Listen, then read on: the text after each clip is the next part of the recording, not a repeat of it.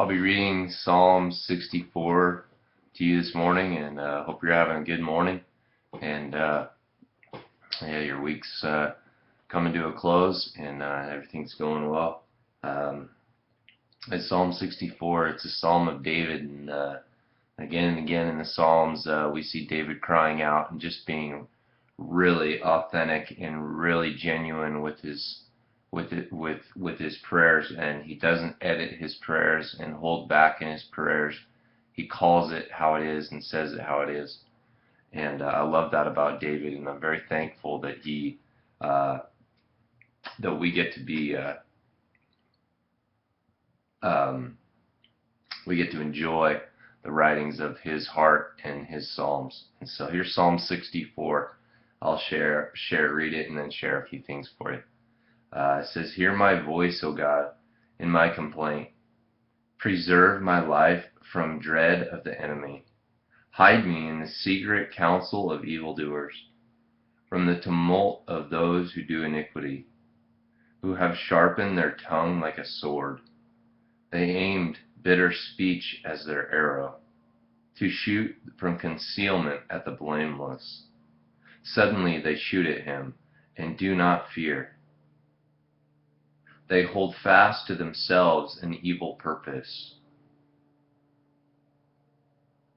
They talk of laying snares secretly. They say, 'Who can see them?' They devise injustices, saying, 'We are ready with a well-conceived plot.' For the inward thought and the heart of a man are deep. But God will shoot at them with an arrow. Suddenly they will be wounded. So they will make him stumble, and their own tongue is against them.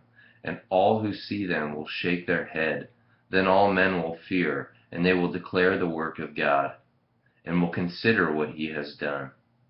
The righteous man will be glad in the Lord, and will take refuge in him, and all the upright in heart will glory." David is once again crying out. I love verse 2 right here. It says, "Hide me from the secret counsel of evildoers."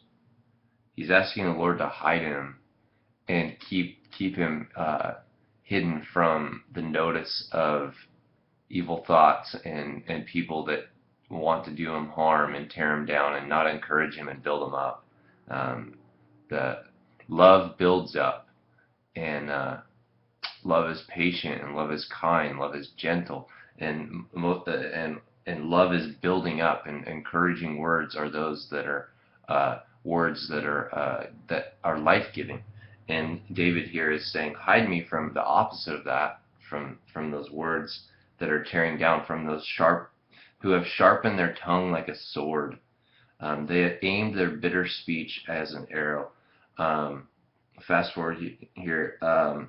Verse 6, it says, they devise injustices, saying, "We are ready with a well-conceived plot, for the inward thought and the heart of man are deep." Where in the Bible have we heard or read about a well-conceived plot?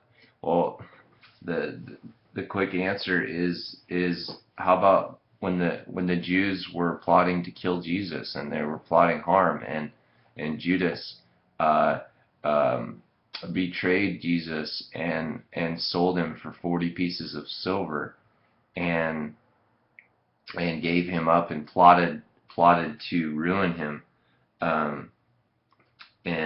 Again, here David is victim of plots from Saul, plots from the enemy. If you're a leader, and like David was, he was the king of Israel.